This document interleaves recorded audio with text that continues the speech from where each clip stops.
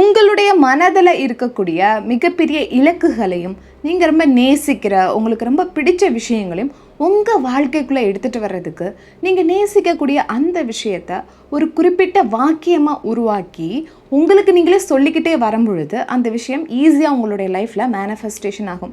இதை robotic affirmation அப்படின்னு சொல்லுவாங்க.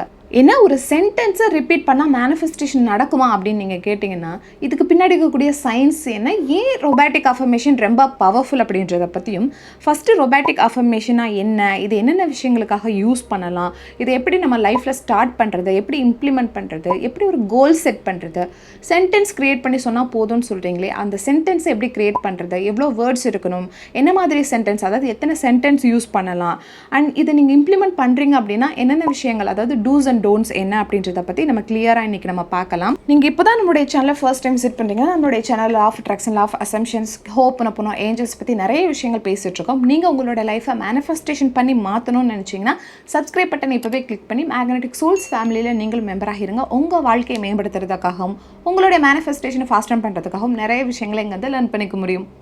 Thank you so much for subscribing. First, robotic அஃபர்மேஷன்னா என்ன? எனக்குன்னு ஒரு ஆசை, இலக்கு இருக்குது, அது ஏற்கனவே என்னுடைய வாழ்க்கையில் நடந்த மாதிரி ஒரு வாக்கியத்தை உருவாக்கி எனக்குள்ளேயே நான் தொடர்ச்சியாக சொல்லிக்கிட்டே இருக்கிறது தான் ரொபாட்டிக் அஃபர்மேஷன்னு சொல்லுவாங்க. இந்த வாக்கியங்களை சொல்லிக்கிட்டே இருக்கணும் அப்படின்றீங்க. அப்போ ஒரு நாளில் எவ்வளவு நேரம் இந்த வாக்கியங்களை சொல்லணும், இந்த வாக்கியங்களை சப்தமாக சொல்லணுமா இல்லை மெதுவாக சொல்லணுமா அப்படின்ற கேள்வி இருக்கும். நீங்கள் எழுந்திருக்கிறீங்க இல்லையா, அந்த நொடியிலிருந்து நீங்கள் தூங்க போகும் வரைக்குமே இந்த அஃபர்மேஷனை உங்களுக்குள்ளேயே நீங்கள் ரிப்பீட் பண்ணிகிட்டே இருக்கணும். நீங்கள் ஒரு ஸ்டூடெண்ட்டாக இருக்கீங்க, இல்லை ஆஃபீஸில் வந்து முக்கியமாக வேலை பார்த்துட்ருக்கீங்க அப்படின்னா அந்த நேரங்களில் தவிர்த்துட்டு மிச்ச நேரங்களில் எல்லாத்துலேயுமே இந்த அஃபர்மேஷனை நீங்கள் யூஸ் பண்ணிகிட்டே இருக்கணும். நீங்கள் மெடிடேஷன் பண்ணக்கூடிய ப்ராக்டிசஸ் இருந்துச்சு அப்படின்னா அந்த நேரங்கள்லையும் ப்ரேயர்ஸ் பண்ணும்போதும் இந்த அஃபர்மேஷனை தவிர்த்தலாம். மெடிடேஷனோட எண்டில், ப்ரேயரோட எண்டில் நீங்கள் இந்த அஃபர்மேஷனை சொல்லிக்கலாம். இந்த அஃபர்மேஷனை சத்தமாக சொல்கிறதா இல்லை மெதுவாக சொல்கிறதா அப்படின்னு கேட்டிங்கன்னா அது உங்களுடைய கம்ஃபர்டபுளாக பொறுத்தது.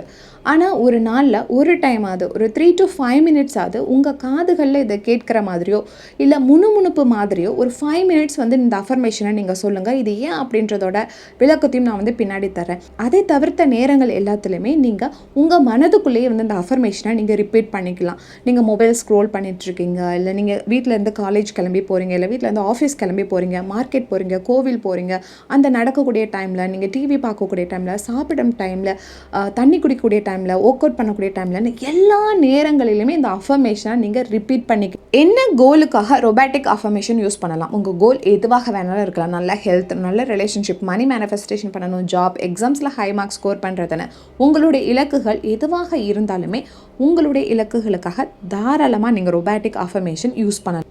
ஏன் ரொபாட்டிக் அஃபர்மேஷன் ரொம்ப பவர்ஃபுல்? நான் இங்கே ஒரு சென்டென்ஸை தான் ரிப்பீட் பண்ண போகிறேன். சாதாரணமாக ஒரு சென்டென்ஸை என்னால் சொல்லிக்கிட்டே இருக்க முடியுமா? கிடையாது. அதற்கான வார்த்தைகளையும் அதற்கான ப்ராசஸையும் என்னுடைய கான்சியஸ் மைண்ட் வந்து செய்ய போகுது. அப்போது என்னோடய கான்சியஸ்க்கு நான் தெரியப்படுத்துகிறேன் என்னுடைய இலக்கு இதுதான் அப்படின்றது. அப்போ உங்கள் பிரெயினில் வந்து ஒரு ஆக்டிவிட்டி வந்து நடக்குது. செகண்ட், இந்த பிரபஞ்சத்தில் இருக்கக்கூடிய ஒவ்வொரு வேர்ட்ஸ், ஒவ்வொரு கலர், எண்கள் எல்லாத்துக்குமே வைப்ரேஷன் இருக்குது அப்படின்றது லா ஆஃப் அட்ராக்ஷன் சொல்லுது. அப்போது வார்த்தைக்கான வைப்ரேஷன் ஒன்று இருக்குது. அந்த வைப்ரேஷன் நம்மளுடைய மேனிஃபெஸ்டேஷனை ஃபாஸ்டன் பண்ணுறதுக்கு ஹெல்ப் பண்ணுது. இன்னொரு முக்கியமான விஷயம் என்ன அப்படின்னா, தண்ணீர் எனும் பிரபஞ்சம் அப்படின்ற வீடியோவில் நம்ம பார்த்தோம்.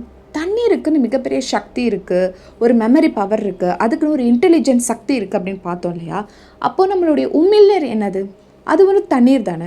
அந்த உமிழ்நீர் மூலமாக தானே நம்ம அஃபர்மேஷன் சொல்கிறோம். நீங்கள் வாயில் தான் உச்சரிக்க போகிறீங்க அப்படின்னும் பொழுது உங்களுடைய வாயில் இருக்கக்கூடிய உமிழ்நீர் வந்து தண்ணீர். ஸோ அதுக்குன்னு ஒரு பவர் இருக்குது, அதுக்கான இன்டெலிஜென்ஸை வந்து அது ரொம்பவே சூப்பராக பண்ணும். நம்ம சப்கான்ஷியஸில் ஸ்டோர் பண்ணுறதுக்கு அது இன்னும் ரொம்ப ஹெல்ப் பண்ணும். இதனால தான் இந்த அஃபர்மேஷன் வந்து ரொம்ப பவர்ஃபுல்லான ஒரு விஷயமா இருக்குது. இன்கேஸ் நீங்கள் தண்ணீர் எனும் பிரபஞ்சம் வீடியோவை மிஸ் பண்ணியிருந்தீங்கன்னா நான் வீடியோவோட லிங்க்கை வந்து டிஸ்கிரிப்ஷனில் ஆட் பண்ணுறேன். வாட்டரோட பவர் என்ன அப்படின்றது உங்களுக்கு புரியும்.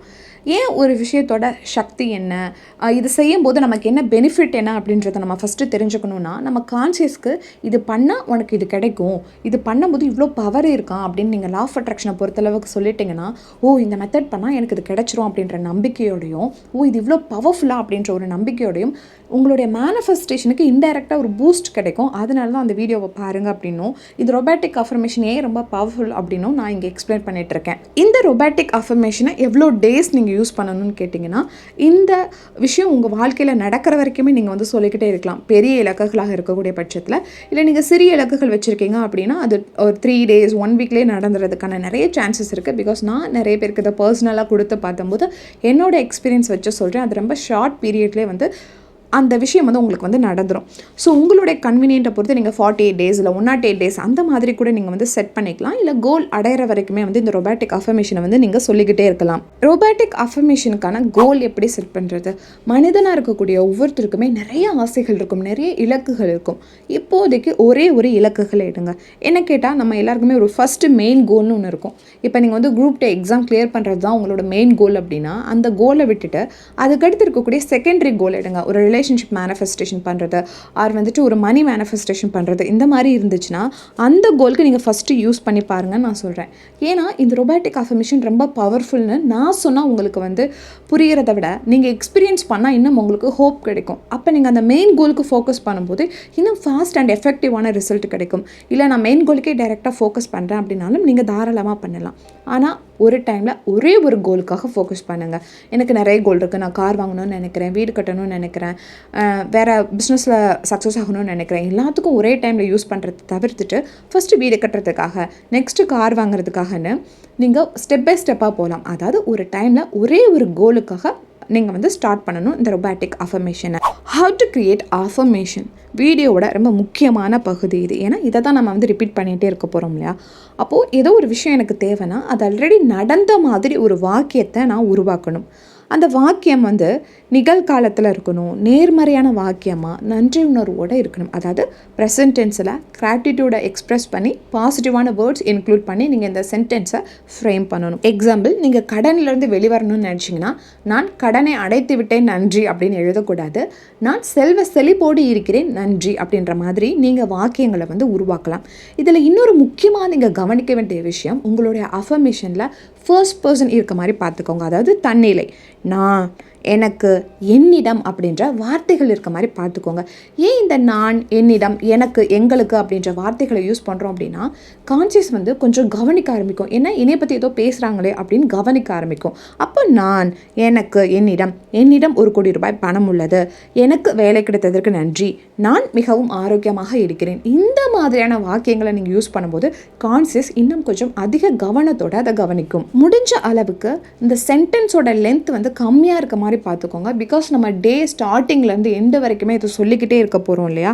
அப்போது உங்களால் முடிஞ்ச அளவுக்கு கம்மியான வார்த்தைகளை வந்து யூஸ் பண்ணிக்கோங்க. இப்போ நீங்கள் இங்கிலீஷ்லேயே தான் சொல்லணுமா இல்லை தமிழ்லேயே சொல்லணுமா அப்படின்னு கேட்டால் அது உங்களுடைய கன்வீனியன்ட்டை பொறுத்தது.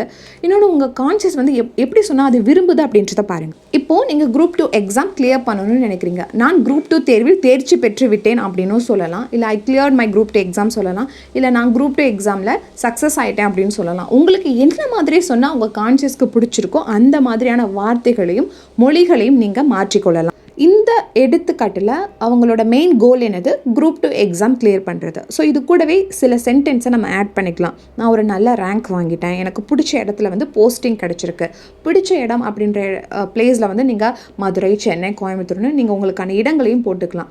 ஸோ ஒரு சென்டென்ஸை க்ரியேட் பண்ணும்போது மினிமலான வார்த்தைகளை யூஸ் பண்ணுங்கள். உங்களுக்கு எப்படி கன்வீனியண்ட்டாக இருக்கோ அந்த மாதிரி வந்து யூஸ் பண்ணுங்கள். ஒரு கோலுக்கு 2 அல்லது 3 வாக்கியங்களை கூட நீங்கள் யூஸ் பண்ணிக்கலாம். அதாவது 2 அல்லது 3 அஃபர்மேஷனை கூட நீங்கள் யூஸ் பண்ணிக்கலாம். இல்லை ஒரே ஒரு ஸ்ட்ராங் அஃபர்மேஷனையும் நீங்கள் தாராளமாக யூஸ் பண்ணலாம். Dos and don'ts for robotic affirmation அப்படின்னு கேட்டிங்கன்னா, நெகட்டிவான வேர்ட்ஸ் வந்து நம்ம யூஸ் பண்ண வேணாம். ஆல்ரெடி டிஸ்கஸ் பண்ண மாதிரி மல்டிபிள் கோலை வந்து நீங்கள் ஃபோக்கஸ் பண்ணாதீங்க. இன்கேஸ் நீங்கள் வந்து இந்த அஃபர்மேஷன் இம்ப்ளிமெண்ட் பண்ணிட்டீங்க உங்கள் லைஃப்லனா, ஸ்டார்டிங் டைமில் வந்து எங்கேயாவது நீங்கள் மறக்கிறதுக்கு சான்சஸ் இருக்குது. இப்போது நீங்கள் மண்டே ஸ்டார்ட் பண்ணுறீங்க, மண்டே ஏர்லி மார்னிங்லேருந்து ஆஃப்டர்நூன் வரைக்கும் நீங்கள் சொல்லிக்கிட்டே இருந்துட்டீங்க. ஆனால் ஆஃப்டர்நூன் மேலே உங்கள் ஃப்ரெண்ட்ஸ் கூட எங்கேயோ நீங்கள் ஜாலியாக என்ஜாய் பண்ணிட்டு இருக்கீங்க, நீங்கள் மறந்துட்டீங்க அப்படின்னா பதட்டமே எடுத்துக்க வேண்டாம். அடுத்து உங்களுக்கு எப்போ ஞாபகம் வருதோ அப்போ வந்து கண்டினியூ பண்ணுங்கள். ஸோ ஸ்டார்டிங் ஸ்டேஜில் இருக்கும்போது வந்து ஒரு ரிமைண்டர் மாதிரி நீங்கள் செட் பண்ணிக்கிட்டீங்க அப்படின்னா இது வந்து உங்களுக்கு நல்ல பழக்கமாகவே மாறிடும்.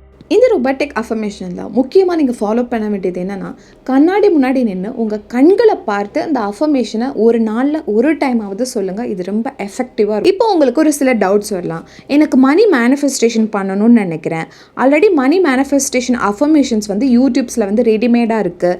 இல்லை நான் வந்துட்டு ஒரு லைஃப் கோச் கிட்ட கொடுத்து எனக்கான அஃபர்மேஷனை நான் க்ரியேட் பண்ணி வாங்கியிருக்கேன். அதை நான் கேட்டுக்கிட்டே இருந்தால் போதுமா? இந்த அஃபர்மேஷன் நான் சொல்லாமல் இந்த ரெடிமேட் அஃபர்மேஷனை நான் கேட்டுக்கிட்டே இருந்தால் மட்டும் போதுமா அப்படின்ற மாதிரி நீங்கள் கேட்பீங்க. வேண்டாம். ரொபாட்டிக் அஃபர்மேஷன் அப்படின்றது சொல்லும் போது தான் ரொம்ப எஃபெக்டிவாக இருக்கும். ரொபாட்டிக் அஃபர்மேஷனை பற்றி ஒரு கிளியரான ஐடியா கிடைச்சிருக்கும்னு நம்புகிறேன். நீங்கள் ஆல்ரெடி யூஸ் பண்ணியிருக்கீங்களா ரொபாட்டிக் அஃபர்மேஷன்? இல்லை இந்த காணொலியில் ஏதாவது சந்தேகங்கள் இருக்கா? இல்லை லா ஆஃப் அட்ராக்ஷனை பற்றி ஏதாவது சந்தேகங்கள் இருந்தாலும் கீழே கமெண்ட்ஸில் வந்து தெரிவிங்க. கண்டிப்பாக நாங்கள் உங்களுடைய சந்தேகங்களுக்கு வந்து விடையளிக்கிறோம். நான் ரொம்ப சீரியஸான ஒரு விஷயத்துக்காக மேனிஃபெஸ்டேஷன் பண்ணுறேன் மேம், இது மட்டும் பண்ணாலே போதுமா, இல்லை வேறு ஏதாவது டெக்னிக்ஸ் ஆட் பண்ணிக்குவான்னு கேட்டிங்கன்னா, இன்னைக்கு கேட்டால் வாட்டர் டெக்னிக் வந்து நீங்கள் யூஸ் பண்ணிக்கோங்க. ஓப்பனோ பண்ணுங்கள். வித் விசுவலைசேஷன் கூட நீங்கள் சேர்த்து பண்ணும்போது இன்னும் ரொம்ப ஃபாஸ்ட் அண்ட் எஃபெக்டிவான ரிசல்ட் வந்து உங்களுக்கு கிடைக்கும். நான் சொன்ன மாதிரி வீடியோ பற்றி சந்தேகங்கள் இல்லை கருத்துக்களை வந்து கீழே வந்து பதிவிடுங்க. வீடியோ பிடிச்சிருந்துச்சு அப்படின்னா லைக் பண்ணுங்கள். இந்த வீடியோ யாருக்காவது யூஸ்ஃபுல்லாக இருக்கும்னு நினச்சிங்கன்னா மறக்காமல் அவங்களுக்கு ஷேர் பண்ணிடுங்க. சேனலை மறக்காமல் சப்ஸ்கிரைப் பண்ணிக்கோங்க. தேங்க்யூ ஸோ மச் ஃபார் வாட்சிங். Happy manifesting, spread positive vibes.